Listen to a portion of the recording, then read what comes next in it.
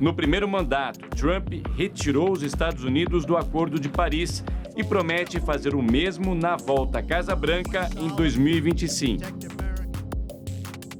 A realização de mais uma edição da Conferência da ONU sobre o Clima, a COP29, em Baku, capital do Azerbaijão, rola sobre um clima de incertezas e tensão internacional.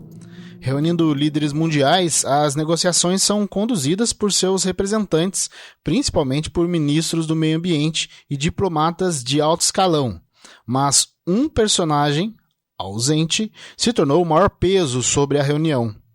O presidente eleito dos Estados Unidos, Donald Trump, que não esconde ser contrário a políticas ambientais e nega estudos e medidas apresentados para impedir catástrofes climáticas como as enchentes do Rio Grande do Sul e também da Espanha.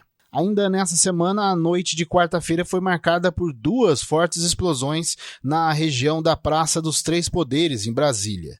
O autor do atentado morreu. A Polícia Civil do Distrito Federal disse que se trata de Francisco Vanderlei Luiz, um ex-candidato a vereador pelo PL. Esses são os temas de hoje do Linha Política.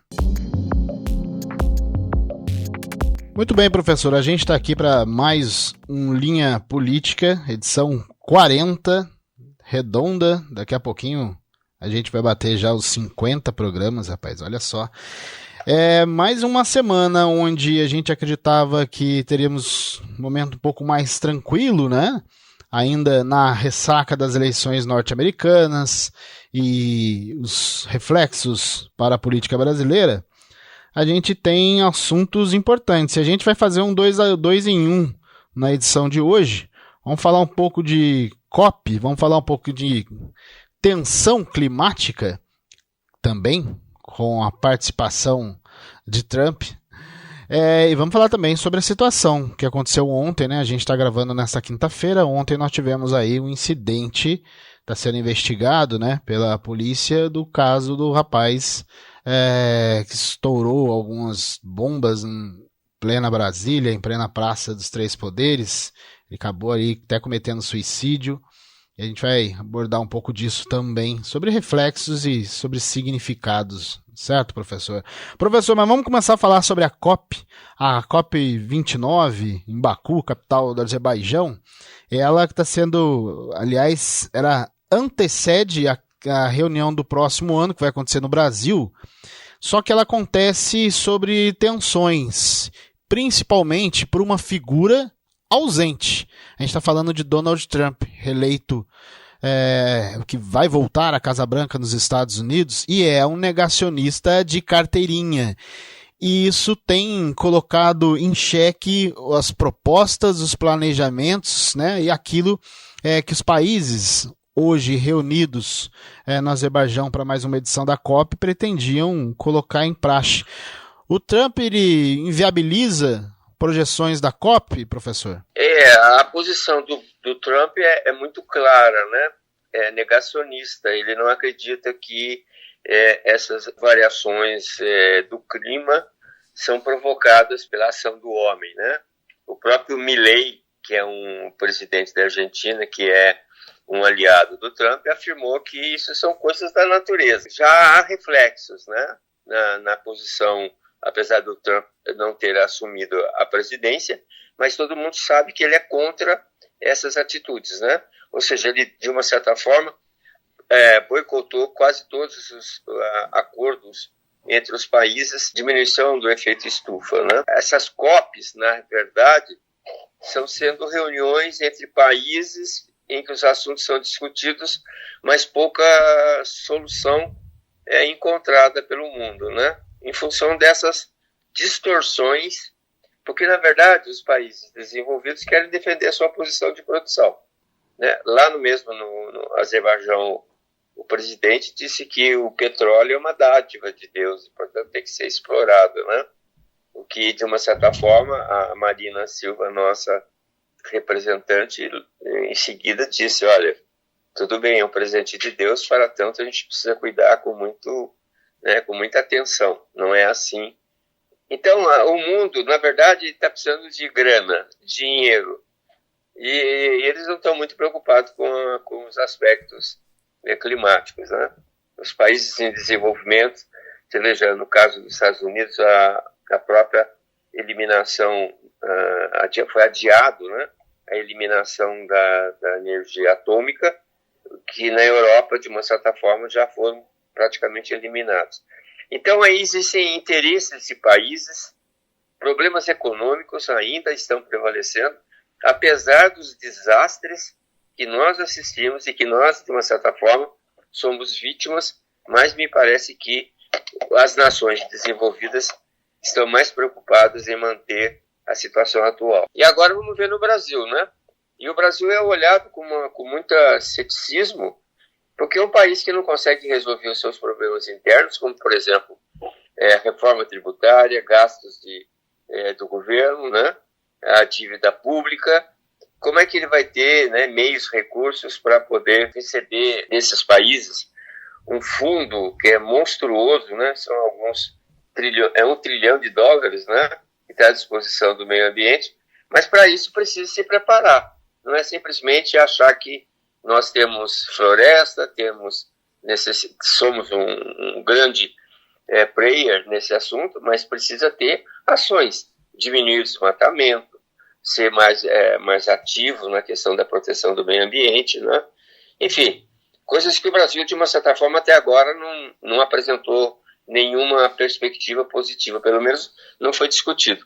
E daqui a um ano nós temos uma COP aqui no Brasil. E não sei o que o Brasil vai apresentar.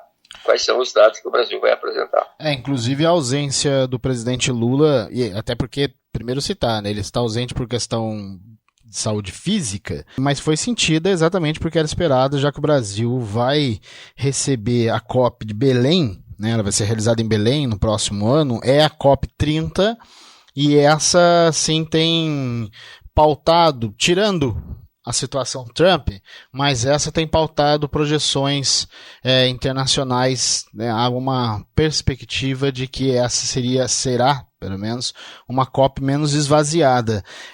Para a gente falar, vamos falar do Brasil antes da gente voltar ao Trump, professor. O Brasil é representado, né, por uma comitiva chefiada pelo vice-presidente Geraldo Alckmin, está presente também, como o senhor citou, a ministra Marina Silva, e eles apresentaram, né, o primeiro plano. Esse plano foi defendido por Alckmin e por Marina Silva. O Alckmin, ele inclusive fala sobre a perspectiva de redução da descarbonização, melhor dizendo, nas ações brasileiras. Inclusive o Brasil, aliás, inclusive o mundo, ele tem conseguido uma leve recuperação nesse âmbito, mas ainda muito aquém do que a gente esperava. E aí, professor, esse plano apresentado pelo Brasil, ele está sendo questionado, apesar do Brasil voltar, de certa forma, a ser visto com bons olhos por quem discute, mas ele foi questionado. Teria a honra de apresentar nessa COP29 a NDC do Brasil. Nossa meta reflete nossa mais alta ambição, a redução de emissões de até 67% até 2035, comparada ao ano de 2005. Ambiciosa, certamente, mas também factível. Nossa NDC é muito mais do que simplesmente uma meta de redução de emissões para 2035. Ela reflete a visão de um país que se volta para o futuro e que está determinado a ser protagonista da nova economia global, com energias renováveis, combate à desigualdade e comprometimento com o desenvolvimento sustentável. E a Marina Silva tentou ainda defender, né, a projeção. Especialistas presentes na COP29 criticaram a proposta brasileira por causa da flexibilidade na meta de redução, argumento rebatido pelo governo. É uma meta altamente ambiciosa e o fato de ser apresentada em uma banda não significa que o foco não seja a redução de 67%. O Brasil, ele por meio a tudo isso, professor, o senhor citou já alguns apontamentos que o Brasil tem preocupações do seu dia a dia também, mas o Brasil consegue, talvez com a próxima COP, se tornar um pouco mais protagonista, até porque a gente está falando do país, entre outras coisas, do país da Amazônia, do país de uma estrutura ambiental, melhor dizendo, né, campo ambiental louvável, mas que ao mesmo tempo é foco de preocupação mundial. Não tenha dúvida, porque, na verdade, o mundo todo olha o Brasil como sendo uma saída para a questão ambiental, né? Nós temos problema, temos água, temos a floresta, né? Quando a gente fala da floresta, não é só o Brasil, mas a Amazônia envolve os países limítrofes, né? Ou seja, a floresta amazônica é muito maior do que a gente imagina, porque a gente pensa só no Brasil, mas tem os outros estados. O que, na verdade, esse é um problema de um cacuete cultural nosso. Os assuntos não são discutidos de uma forma concisa, coerente, com um objetivo próprio. Veja, a questão ambiental no Brasil está radicalizada. Quando você começa a falar de meio ambiente, a direita começa a falar sobre o problema do agro. A gente precisa sentar e dizer o seguinte, gente, é um problema do país e do mundo. Vamos esquecer as relações políticas e vamos fazer uma proposta coerente, porque o Brasil tem condições de ser líder nessa economia verde, diante do potencial que ele tem. Mas há um entrave, há um problema grave, porque as pessoas não conseguem discutir esse assunto. Veja, dentro do próprio PT, a Marina Silva é questionada. Quer dizer, não tem sentido uma coisa dessa. Ou seja, nós temos um ano para apresentar propostas palpáveis, executáveis, e o Brasil, de uma certa forma, assumir a liderança desse processo. E nós temos condições de fazer isso. Nós temos técnicos, nós temos estudos, nós temos uma série de acervo a respeito da questão ambiental muito interessante no Brasil. Então, o que a gente precisa fazer é mostrar ao mundo o que nós queremos fazer e o que nós pretendemos fazer. Agora, longe dessa radicalização política de direita e esquerda numa questão que afeta a todos, né? Afeta tanto a direita como a esquerda, porque somos habitantes que sofremos esses impactos da natureza. Veja o Rio Grande do Sul, veja lá na questão da Amazônia, os rios secando, aqueles rios enormes. Ou seja, isso é muito grave. É uma coisa que a gente precisaria eliminar essa questão política e discutir com os pés no chão, com uma certa posição, para tranquilizar o mundo e conseguir, né, a questão dos recursos que são disponíveis para essa área. É isso que eu acho que o Brasil deveria, de uma certa forma, começar a pensar até o ano que vem com a nossa COP aqui, né, no Rio de Janeiro. Agora, voltando a falar sobre Donald Trump e sua ausência sentida, não sentida, né? Na verdade, o Trump é um ausente, até porque ainda não é presidente, vai assumir no ano que vem, mas já tem vamos dizer, uma sombra sobre as ações e os planejamentos ambientais. O Trump, como a gente estava dizendo aqui, não esconde o quanto é negacionista com relação à política climática, né? Independente de tudo que a gente tem visto por aí. Lembrando, o senhor citou a questão dos acordos. O Trump, durante o seu primeiro governo, ele tirou os Estados Unidos do Acordo de Paris, né, que foi assinado em 2015. Biden, depois, ele desfez o decreto do Trump, até colocando os Estados Unidos de volta no Tratado de Paris, mas ele já andou falando que entre as suas ações vai reforçar esse peso com relação a, né, num sentido totalmente contrário àquilo que os acordos ambientais têm pautado. E para a gente sentir alguns reflexos, e principalmente os reflexos econômicos, né, ambientais, lógico, mas econômicos e políticos, a preocupação na COP hoje, professor, é que com o retorno de Trump, o que isso pode significar de outros países seguindo o presidente norte-americano. A gente teve pequena amostra disso, que foi a Argentina. O Javier Milei ordenou ontem a retirada dos representantes da Argentina, da delegação argentina na COP29 no Azerbaijão, até para poder mostrar ali, lembrando que o Milei vai se encontrar com o Trump, né, na próxima semana, se eu não me engano, E isso tem colocado em questão, professor, não só a questão da COP, mas outros movimentos, como o próprio G20, do quanto Trump pode movimentar politicamente, porque tem muito líder político que já estão assinalando aí seguir o Trump nas suas ações, principalmente naquelas que focam os Estados Unidos, né? Porque para ele é os Estados Unidos para os americanos e o mundo daquele jeito, né? Milei se opõe às teses de mudanças climáticas e aquecimento global. A retirada da pequena comitiva acontece na véspera da viagem que o líder argentino fará aos Estados Unidos, onde vai se encontrar com o presidente eleito Donald Trump, que também minimiza a pauta ambiental.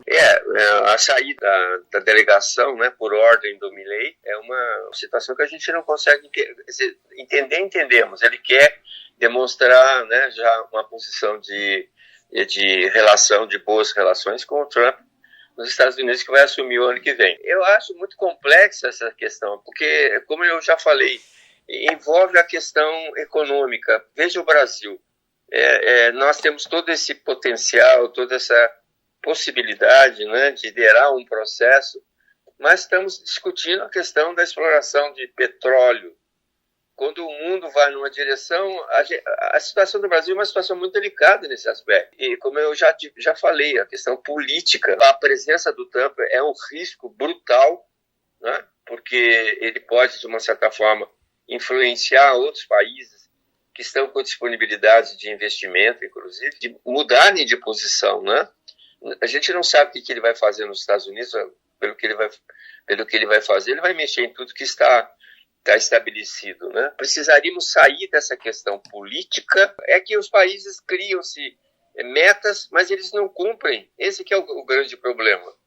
Precisaria existir, inclusive uma das propostas do Brasil, fortalecer a reforma da ONU, né?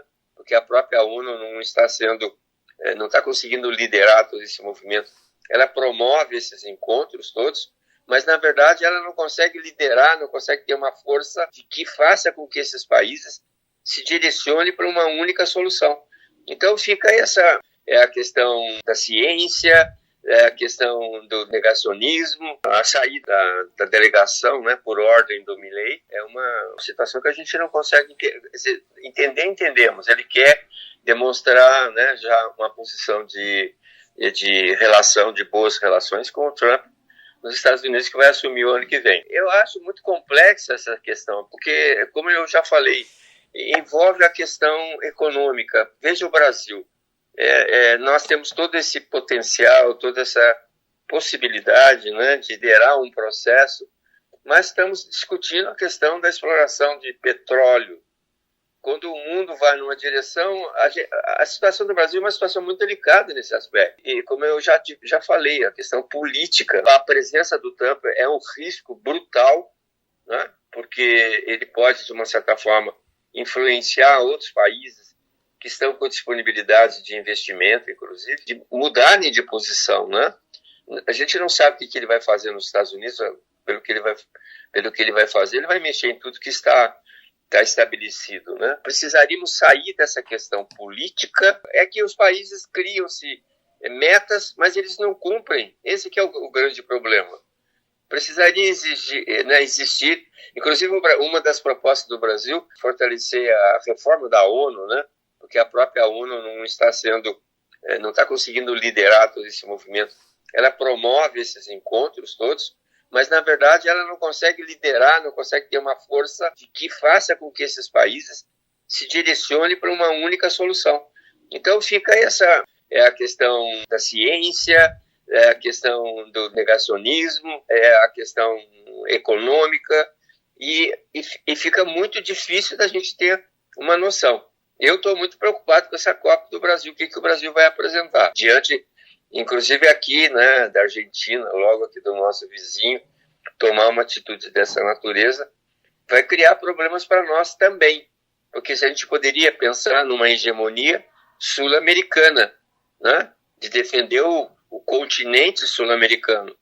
Nós temos oportunidades, não só na questão aqui do Brasil, mas nós temos também lá embaixo, né, a questão do polo, a questão dos campos argentinos, temos aqui em cima o Chile, né? A Cordilheira dos Andes. Ou seja, nós temos condições de oferecer soluções para o meio ambiente, mas com essas questões políticas ficam cada vez mais difíceis, né? Muito difíceis. Professor, vamos ao nosso segundo assunto do dia aqui e a gente abordar aquilo que aconteceu na noite desta quarta-feira, surpreendeu e assustou o cenário político nacional e, claro, a população como um total, aquilo que nós vimos na Praça dos Três Poderes, quando um homem explodiu. Ele foi autor aí de 2 fortes explosões que foram ouvidas tanto no Congresso, também no STF. Aliás, a primeira dessas bombas explodiu muito próximo ao STF. Teve um carro também que acabou tendo uma explosão interna aí. E esse rapaz, esse autor desse atentado, ele também se explodiu, né? Ele tinha uma bomba amarrada ao corpo. A polícia usa o termo autoextermínio, mas por enquanto não se sabe se esse homem quis jogar uma bomba no Supremo e por acidente se matou ou se já tinha a intenção de tirar a própria vida. O acesso ao Supremo Tribunal Federal e ao Palácio do Planalto, aqui muito perto na Praça dos Três Poderes, foi todo isolado pela polícia e pelo Exército. Ô professor, olha só, de acordo com a Polícia Civil do Distrito Federal, esse rapaz é o Francisco Vanderlei Luiz. Ele é conhecido como Tio França, ex-candidato a vereador pelo Partido Liberal, o PL de Valdemar da Costa Neto e Jair Bolsonaro. A investigação está apontando, né, lógico, está no início, alguns apontamentos se é um caso isolado ou algo diferente, mas uma coisa é certa, né, professor? É resultado daquilo que a gente tem visto na política, essa política extremista, essa política do ódio emplacada no país, né? As notícias são muito tristes, né? Agora, já estão dizendo que ele tem problemas mentais, né? Isso é para justificar o óbvio. Se uma pessoa que tem desvios mentais continuava a viver em Brasília, tinha relações e ninguém percebeu que ele tinha problemas mentais. Ele só teve problemas mentais na hora que ele explodiu a bomba. Isso é resultado do ambiente, né? Do ambiente que se criou no Brasil, dessa radicalização absurda. Não é possível que... Eu conheço pessoas que até hoje acreditam, né, nessas coisas. É impressionante, porque, na verdade, as pessoas ficam impregnadas dessas ações, ou seja, coloca qualquer problema como uma justificativa. Não é esse atentado, veja, é igual aquele outro atentado de Brasília que aconteceu na véspera do Natal, né? Se explode aquele caminhão, seria uma coisa absurda. E eu acho que, politicamente, isso foi um tiro no pé, né? Se as pessoas imaginavam que poderia existir anistia aos atentados de 8 de janeiro, pode esquecer, né? O próprio Congresso já percebeu claramente que isso é uma pauta absurda e o Supremo Tribunal Federal também, de uma certa forma, percebe que isso é uma coisa que vai prejudicar qualquer ação de anistia, né? Quem cria o mal, ele permanece, continua, né? E as pessoas acreditam naquilo, né? O que vai fazer? Ele pode ter problemas mentais, mas vivia normalmente na sociedade, todo mundo reconhecia, tinha até um apelido carinhoso, né? Então, isso tudo mostra o perigo e o risco que nós corremos, né?